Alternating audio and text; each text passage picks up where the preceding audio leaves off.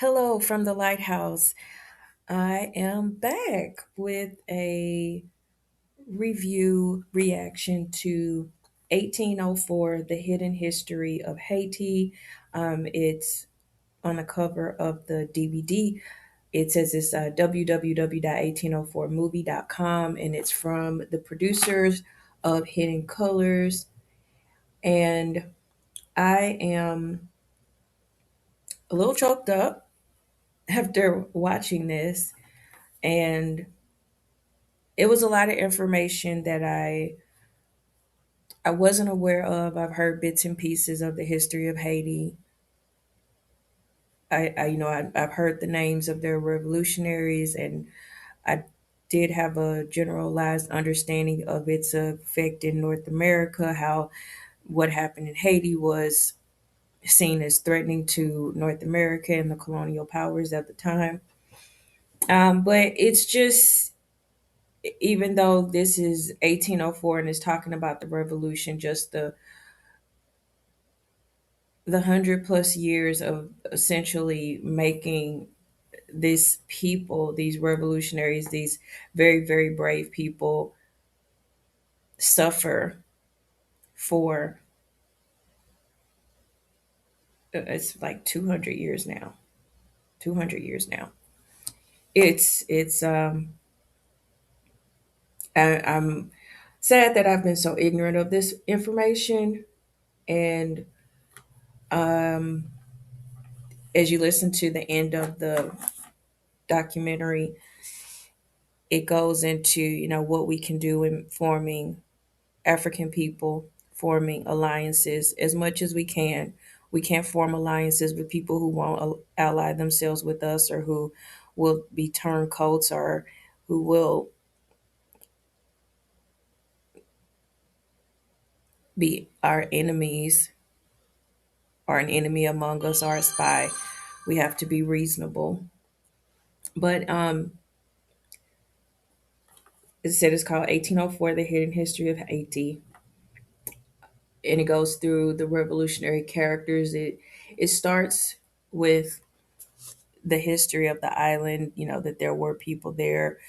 I forgot they named the people that were there, but the natives who were there and then displaced by the varying European factions, and then displaced again when Europeans forced Africans to work the land there as enslaved people. I guess I'm quite sad after watching this. I am kind of still dealing with seeing this, and just seeing this, seeing people still being punished for wanting to be free. But to the reaction, I think it's extraordinary. And I do know that there are people who make criticisms of Tariq Nasheed and his documentaries. But even if you just use this as a starting place and do your own research, I think it is a wonderful place to start if you don't know any, if you don't have any real depth of understanding of the history of the Haitian Revolution and its course since then. So they did go over the foundation of the revolution, those who started preparing the way. There were enslaved people. One, they talked about Makandal, and how he would teach the people to use the medicines, use the local botany on the island to uh, relieve themselves of their oppressors and their kidnappers. They go over Duty Bookman, or maybe it's Duddy Buckman. I'm sorry, my pronunciation is not. It doesn't sound as nice as theirs, but Duddy Buckman, and how they continued that spirit of wanting to be free, and met in the using what they had from their cultures, because when they were at this time, they had not been completely. Um, I know people argue that you can't be wiped of your culture, but they were they had more of they were closer to the culture, they were closer to Africa, they had relatives who hadn't been that far from coming directly from Africa, so they had access to it. And Duddy Buckman was one of those who inspired the people, he and his wife, and they talked a lot in this documentary about the importance of women and the contributions of women, and how they had this meeting in the swamps, and basically that there wasn't any time where they were just accepting their condition. They were always looking for a way to get away from the enslavers, or to free themselves. He goes over to Saint Louverture. I believe everyone is familiar with that name. I learned from this documentary that Toussaint Louverture became a free man, that I knew that he was influential or was part of writing the Constitution for Haiti. And they just talk about, and I think this happens to a lot of African people, Black people, African Americans, and probably to other people who are under the impression that they can deal fairly with an invading, colonizing imperialist group. I know this was true of the Native Americans, at least from popular culture. Like if you watch something like Dances with Wolves, or you listen to their documentaries, or I mean, even in history class, they did teach us about all the treaties that were broken. So Toussaint Louverture fell into that predicament, in that he expected the French and Napoleon Bonaparte to deal with him as a Frenchman, to uphold uh, the the ideals of liberty and egalitarianism, and it didn't hold true at all. Napoleon Bonaparte was a vicious, hateful man, and for some reason he had a extreme distaste for brown skinned black people, brown and well black people. Period. And wherever he went, he was doing something nefarious to black people, and they went into just how far he was going, in that he actually was planning a genocide in Haiti. His plan was to murder all of the Haitian black population and then replace them with fresh kidnapped victims from Africa. And he sent over man Robichaud. This was another vicious individual who burned people alive, who set out on a campaign to murder the enslaved population there in Haiti. Just devastatingly vicious. And I I know in my history learnings, we are always given this triumphant, very clean view of Napoleon as Bonaparte after the French Revolution, and how he advanced the French Republic, and they never tell this part of his story. I mean, we know from American history that the French did have to give up the Louisiana Purchase, but they don't put it in context. They don't say why. They don't say that that's because they couldn't fight the war against America, because they were being whooped by the Haitians, and rightfully so, because they were planning to wipe them out. The Napoleon Bonaparte and the French military were planning to wipe out the African population that they had forced onto the island of Haiti. As to Toussaint Louverture, of course, they were not aware of all of these plans, and thinking that he could still work with Napoleon Bonaparte, he went to him as a countryman, to Napoleon in France as a countryman, and he was jailed. And the more consistent story I've heard, and that I heard in this documentary as well, was that he was starved to death. Um, and he was a faithful citizen, and just wanted to participate in the the rise of independent nations and republics in the world. He wanted that for his own people, but because Napoleon Bonaparte and people like him have a complex about their skin color, he would not allow a man of a brown or black hue to have that for him and his people. So Toussaint Louverture came to his demise at the hands of Napoleon Bonaparte.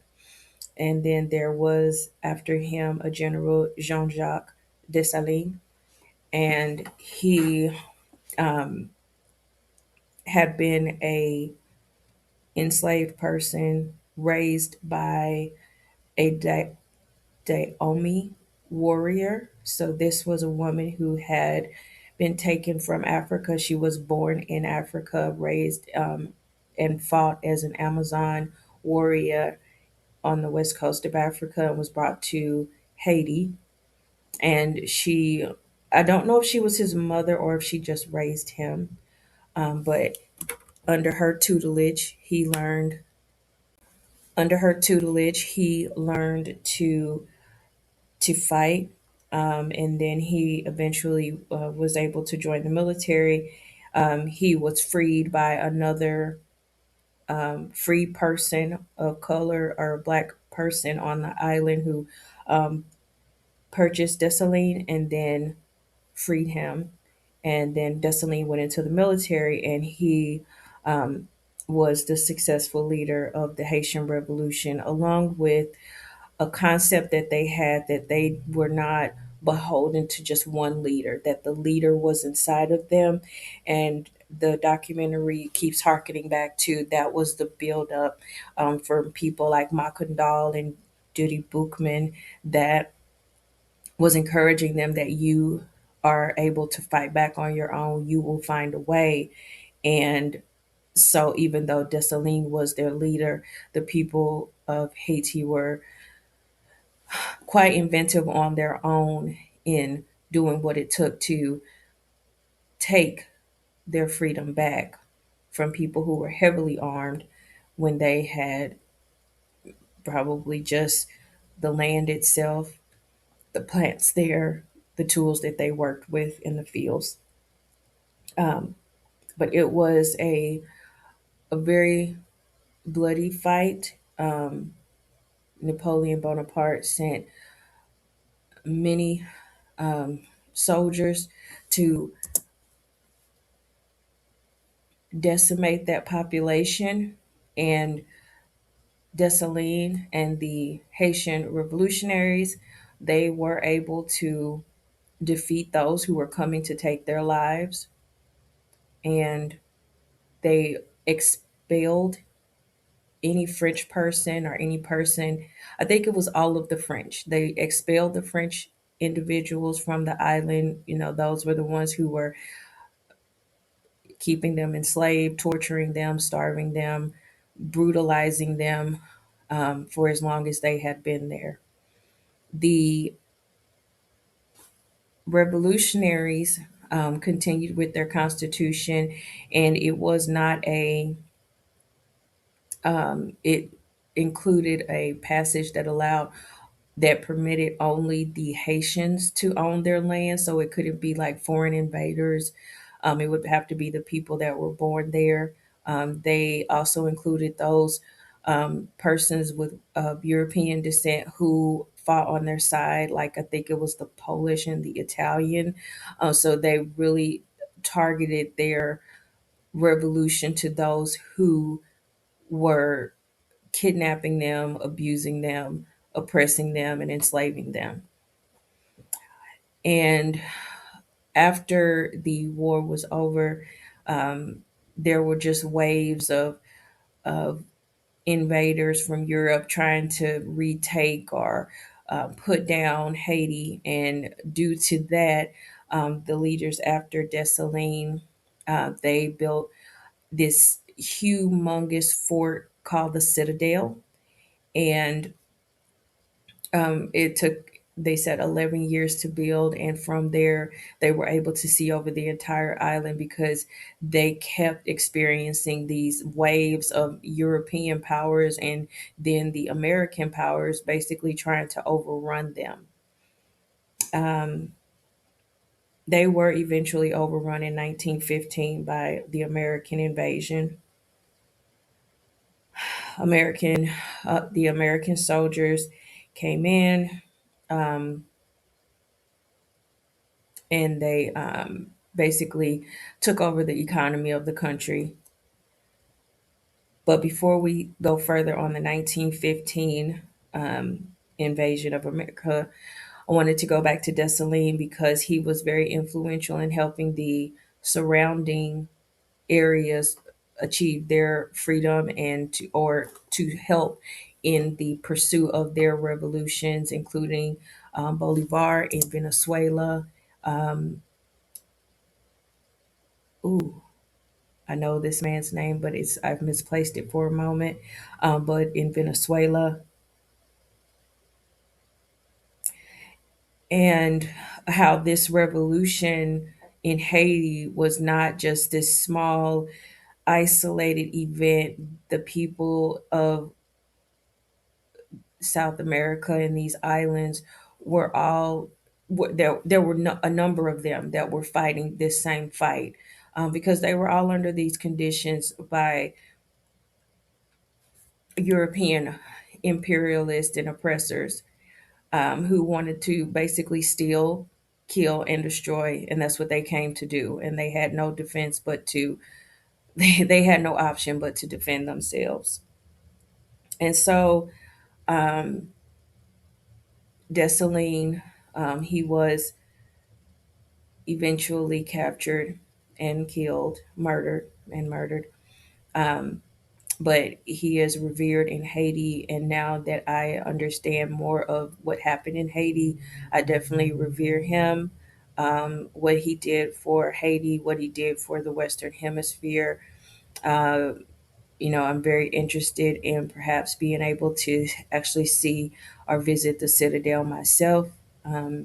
And just visit this very important land that we are told so little about in the history in any of our history courses here in America. So now I'm going to skip back to 1915 and the American invasion, and it's just been an um, basically just raping the economy of Haiti. Haiti was made to pay reparations to France for freeing themselves, and it left them impoverished. They were blockaded. They were under essentially what we call sanctions now for wanting to be a free people, for wanting to breathe the air on their own and use their own labor for themselves instead of people who were wasting their bodies, lives, and futures. They've just been economically ravaged since 1804. Since, well, I don't want to say 1804, since the European powers, well, since they've had to pay reparations, they've been economically undermined repeatedly. Um, and it was done, they paid so that the invasions would stop and they would possibly be able to live, free of the ongoing threat of being invaded, re-enslaved, or worse. So when the Americans arrived, they have been basically robbing the country blind, stealing from it, taking from it. If they don't like the leader, they knock that leader out of the way and get another one. I know they, I think that's the country where they kidnapped their leader and like dropped him off in Africa. Just, just bad, just being horrible global citizens. And the Clintons, Bill and Hillary, are implicated in this long standing litany of American aggressions, economic aggressions against Haiti. And it is just, they, the documentary shows film of the way that some of the people are living. It featured Wycliffe John, and that he ran for president of the country, and how he was undermined, how the media was used to paint him to be a scammer, or someone trying to take advantage of the country, when this is his country. He's of this place, he loves this place. And it wouldn't stop, it didn't let up until he returned to performing music. And it's just, in every way, every step of progress that they make, the Europeans are trying to undermine them. And it makes me angry because this way of being, when I saw the clips, and I don't, when was this film published? I need to look that up. But when I saw the clips of Haiti at that time, and you see how they're living, and you know that it's not possible for them to be living that way but for an outside force that's making their lives like that. They're industrious people. They know their land. They're smart. They're proud. They're numerous. No people would be down that bad but for interference. And that interference is, I'm looking at people who are being wasted, and all of the generations that are being wasted because some people can't stand to see other people succeed. And it's laughable now when people talk about all of the progress of Western civilization, and then you look at the millions, the thousands, the tens, the thousands, the millions, the billions of people who were kept so low and who couldn't contribute because they were under the thumb, under the boot of people who are no better than them. I'm looking at all of that wasted potential because they're being robbed. And it's and to be hoodwinked in the United States into thinking that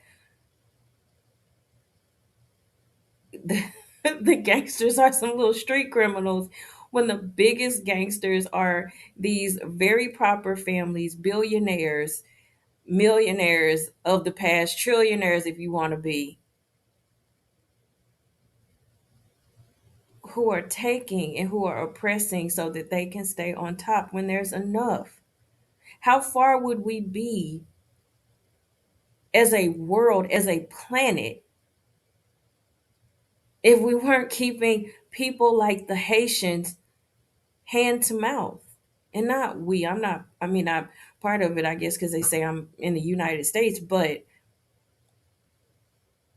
if they were able to pursue the life, liberty, pursuit of happiness for themselves, and I know that's not their ideal, that's the US Constitution, but I'm just trying to get to the point of, if they were able to pursue their highest levels, if they weren't having to live at like survival so much of the time, if when someone rises who's actually for the people isn't shot, kidnapped. I mean, do we see the pattern? Of course, we see the pattern. I'm probably the slow one, but I'm just looking at how much waste there is on this world, in this world, how much waste it takes to maintain Western hegemony. And it's just like, you know, I've been silly to think that Maybe we can improve it. Maybe we can make the West better. Maybe we can have universal health care in the United States eventually. Perhaps we can get, like, to a reasonable way of the corporations versus, well, the corporations being less punitive and to communities and not taking up all the housing and poisoning all the water. And it's just, I'm like, okay, you're just being ridiculous. Because in one country's very brief history, because I mean, this is covering over 200 years. I mean, it's well done. No criticism to it, but 200 years, there's just a wealth of information there. And there's just pattern after pattern after pattern after pattern. And it comes back to what Neely Fuller Jr. said: white hegemony has got to go off the planet. It has got to go. It's not good for the planet, it's not even good for them. But we're wasting so much of human progress trying to prop up these ideas of an empire. And even here, it's failing. The United States is at a is if not there, we're coming to a crossroads. It's just, this is not sustainable. I hope, with the example of the Haitians, of the revolutionaries, of our own ancestors who fought back in our rights movement for Black Americans, I hope that we continue, because the powers that be, they are here to kill, steal, and destroy. They are destructive. After watching this, I feel like I have definitely changed. My eyes have been open to some additional information that has further solidified me in some ideas that I've heard before from the Black elders here in the United States, those that I've read about from the African diaspora, specifically like in Nigeria and Ghana, and even South Africa. And now to that, I'm adding what I've learned about Haiti, and I have much more to learn.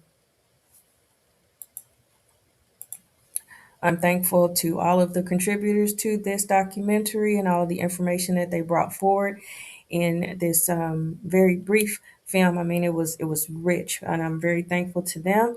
I recommend this. It's 1804: The Hidden History of Haiti.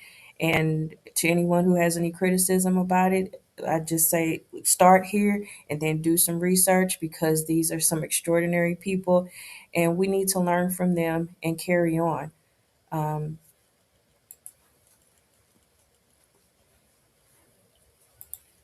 we can't let oppression rule the day, because it will never let up.